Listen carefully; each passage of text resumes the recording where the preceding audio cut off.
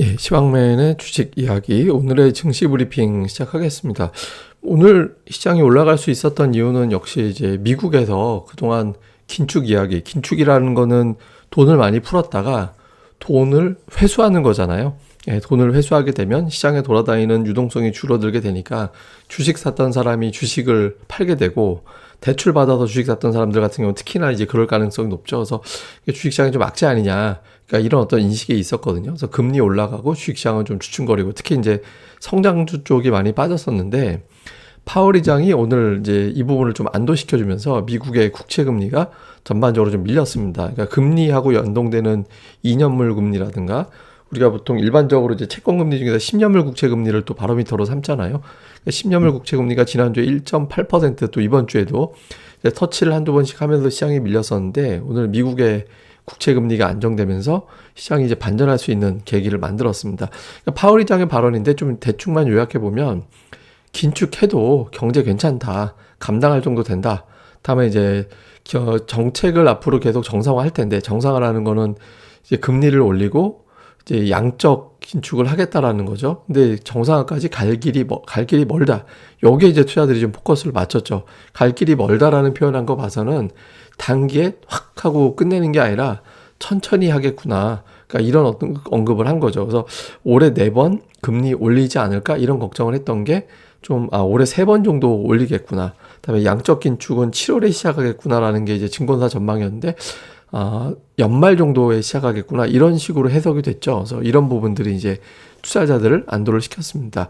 근데 그 외에 뭐 발언한 거 있었는데, 뭐 병목 현상이 이렇게 심할 줄 몰랐다, 그래서 이제 인플레이션이 이렇게 길게 갈 줄은 몰랐다, 이렇게 이야기를 했는데, 이게 좀 약간 좀 변수는 돼요. 뭐냐면, 예를 들어서 상반기 정도 넘어가게 되면 이제 인플레이션이 좀 진정되는 걸로 보는 것 같은데, 그게 길어지면 또 생각했던 것보다 긴축 속도가 빨라질 수는 있거든요. 그러니까 오늘 발언으로 완전히 단정 짓기는 어렵고, 그냥 일단 걱정했던 거를 안도시켜준 정도, 이 정도로 보면 될 것 같습니다.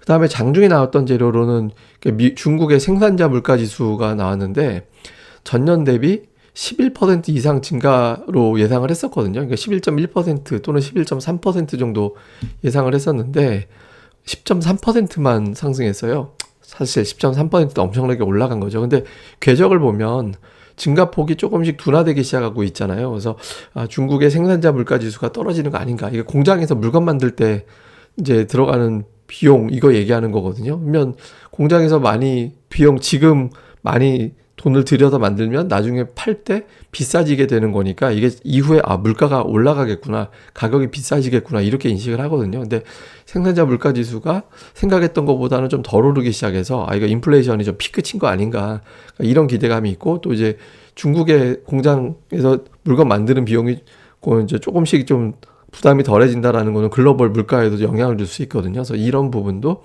투자자들에게 좀 안도감을 주는 그런 재료였던 것 같습니다.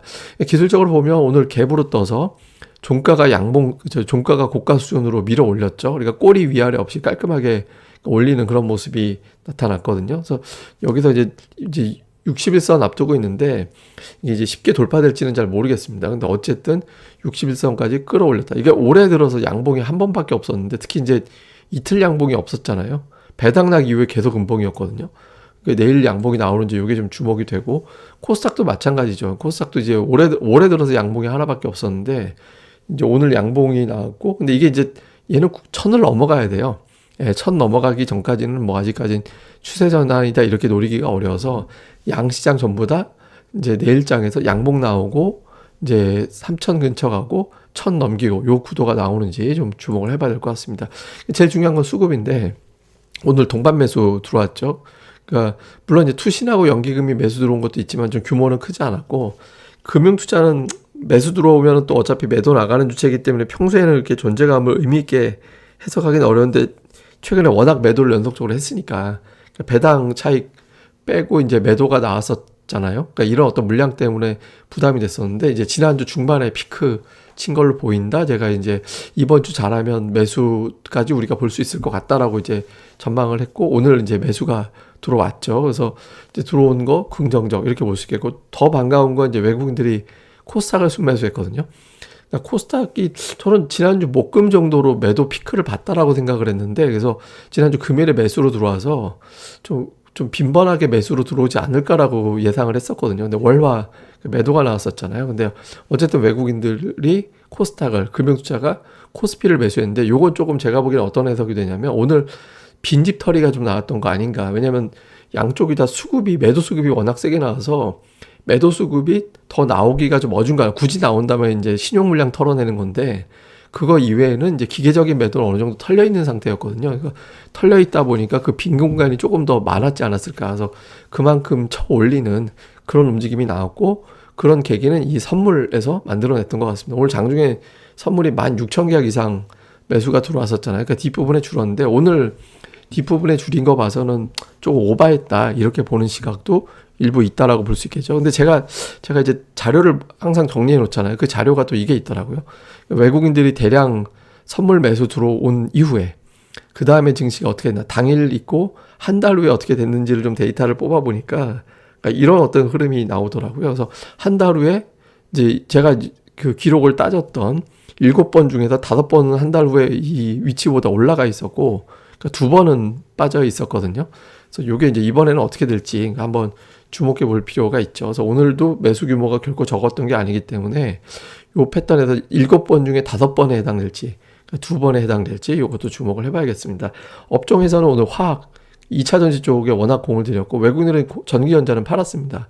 그리고 이제 기관이 좀 열심히 사들였고, 그 다음에 금융업종 매수 들어왔고요. 서비스는 오늘도 좀 많이 팔았어요. 서비스, 은행, 전기전자 팔고, LG화학 같은 어떤 화학업종, LG화학만 매수한 건 아닙니다만은, 화학은 동반 매수가 들어왔고, 금융도 동반 매수가 들어왔다. 이 정도 보면 되겠고요.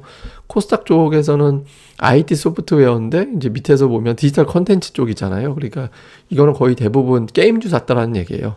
그다음에 이제 하드웨어 쪽에서 기관이 하드웨어 들어와 있는데, 하드웨어에서 보면 반도체와 IT 부품이 있잖아요. 그러니까 하드웨어 안에 이 두 개 다 들어가거든요. 그러니까 반도체도 매수했지만 IT 부품은 이 안에 2차 전지가 들어갑니다. 일반 전기전자도 2차 전지 종목들이 포함되어 있거든요. 그래서 기관은 오늘 게임주와 2차 전지에 집중을 했다.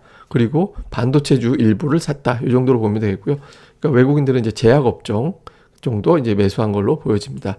증시 포인트를 살펴놓고 보면 파월 효과는 늘 단발이었습니다. 냉정하게 봤을 때. 그러니까 뭐 하루에 끝인 적도 있었고요. 길게 가봐야 2, 3일 정도 지나가면 파월의 발언 가지고 올라가는 거는 거의 끝이 났거든요. 그래서 오늘 파월 때문에 올라간 게 있다면 그거는 이제 오늘 올라간 걸로 대부분 반영됐다라고 봐야 돼서, 파월 한마디의 추세가 바뀌었다, 이렇게 단정 짓기는 좀 조심스럽고요.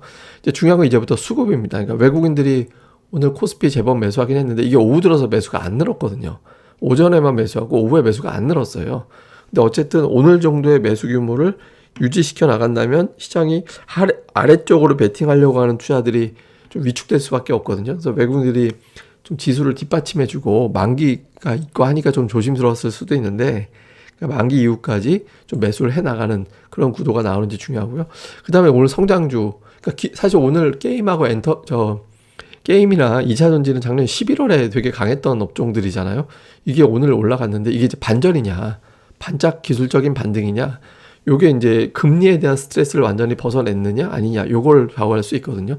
제가 이제 그제는 하이닉스를 보세요, 바로미터로. 오늘은 이제 2차 전지의 움직임을 주시해야 됩니다라고 말씀을 드렸죠. 그래서 오늘은 제가 이제 반기 지나고 나면 반도체주들이 어떻게 움직이는지가 또 관건이 될 겁니다. 그러니까 반도체가 치고 나가는 흐름이 되면 이제 시장이 좀 풀리는 거고, 순서상 반도체에서 좀 가야 되는데 그게 막혀버리면 일단 3,000과 1,000이 저항이 되는, 또는 1,010이 저항이 되는 그런 구도가 될 수 있거든요. 그래서 그런 어떤 로테이션도 한번 살펴볼 필요가 있습니다. 그리고 오늘 강했던 업종 화학, 2차 전지, 게임, 뭐 그 외에도 강한 종목이 있었는데 좀 두드러지게 특징적으로 강했던 종목은 이 종목들이었거든요. 그래서 이게 이제 연속성을 갖는지 요 구도도 계속 주목해 보는 게 좋겠습니다. 예, 그럼 또 오늘 하루 또 잘 보내시고요. 저는 또 다음 방송에서 뵙겠습니다. 그리고 구독하기, 좋아요 꼭 좀 부탁드립니다. 감사합니다.